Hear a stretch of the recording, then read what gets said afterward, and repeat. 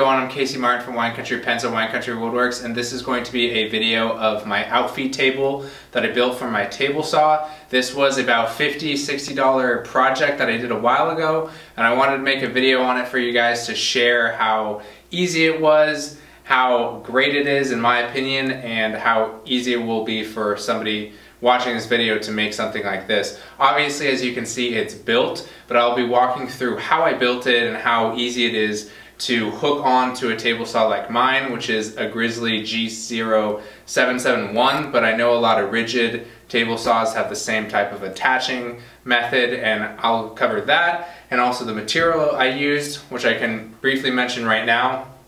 It is a nice veneered plywood, and it was by far the most expensive piece of the whole thing. I got a 4x8 sheet of this plywood cut in half by 4x4 because that's the only thing I can fit in my car, and the whole plywood sheet cost $40, which is pretty expensive in my opinion for plywood. But other than that, I used a couple 2x4s and a 2x6 I had lying around for the attaching that I'll show you guys in a second. And that was it. So in reality, the largest cost was the plywood. And if you guys don't care anything about looks or how smooth and slippery the material is, you can just get normal plywood. But I do recommend getting something like this or MDF that is smooth and not necessarily slippery, but easy for things to slide across. So I'll get into kind of how I built it next. First and foremost, before I talk about just the siding that I put on here and the little 2x4 legs, one of the things that's great about the way that I built this Outfeed table, and I encourage anybody who's going to make one similar or just one in general to do, is leave a lot of space underneath. I mean, some people add nice shelves and stuff like that, but all I did was just keep the supporting side piece up here with enough room to have stuff slide down here. I've got a box full of scrap wood, I've got my sander so that I can just pull it up and sand on here, and just anything I need to store down there is really nice. But getting into kind of what I did, this side obviously is the same as the other sides, and what I did with the extra 4x4 piece of this plywood is I cut a 1 foot by 4 foot, 3 pieces of them, and put them on every side. And what this did, because originally I did not do that and I had all the legs on, it really solidified the whole Outfeed table. And the fact that the table is attached to the saw, which I'll show how I did in a second, the whole thing is just super sturdy. Like, this thing will not budge. If it does budge, the whole saw budges. So you kind of got to put a lot of pressure to make that happen.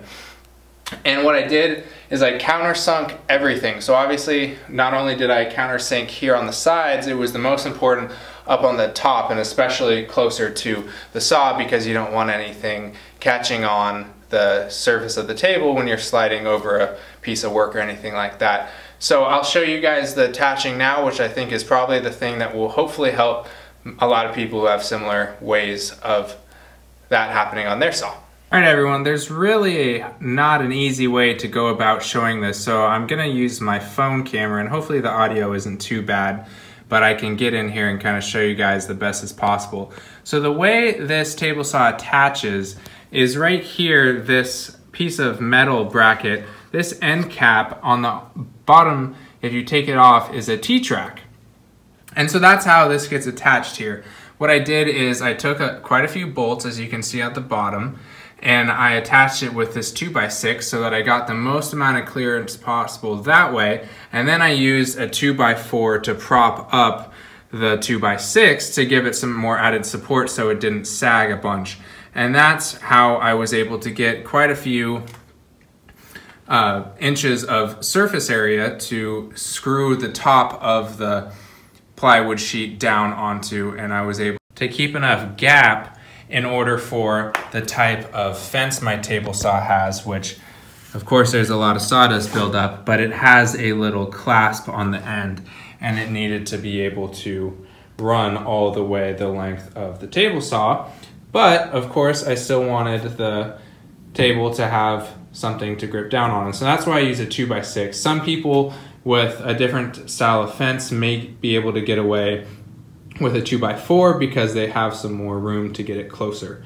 But I'll go back to the normal camera. Sorry if the audio wasn't the best, and I'll finish up the video. So one last thing I really quickly wanted to touch on before I wrapped up this video is the extension wing. I used clearly the same type of plywood that I used for everything else, and it was actually left over.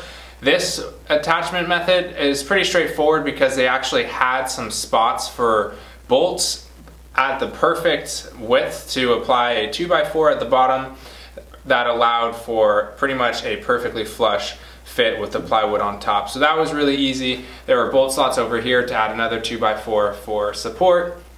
It's not really worth showing you guys because it was just made that way. I guarantee any Delta or rigid table saw is probably made, if they have the same attachment method in the back, probably have these bolts as well. I just thought it was worth mentioning because this is a must-do for anybody who has an open wing. Even if the attachment method varies and it's a little tougher to facilitate, it is so nice having this space for putting, you know, my push sticks, whatever I'm working on, you know, the little accessory, whatever it is. It's really nice and I highly recommend it. So I'll wrap it up from there, but I wanted to touch on that real quick.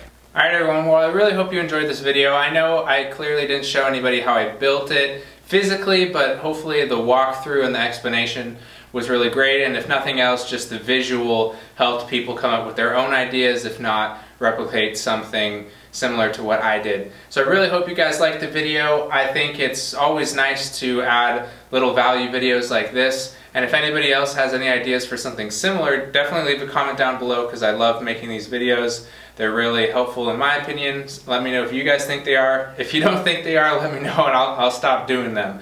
But like the video if you guys liked it. Subscribe to the channel if you're new and haven't already. And I'll see you guys in the next video. Thanks for watching.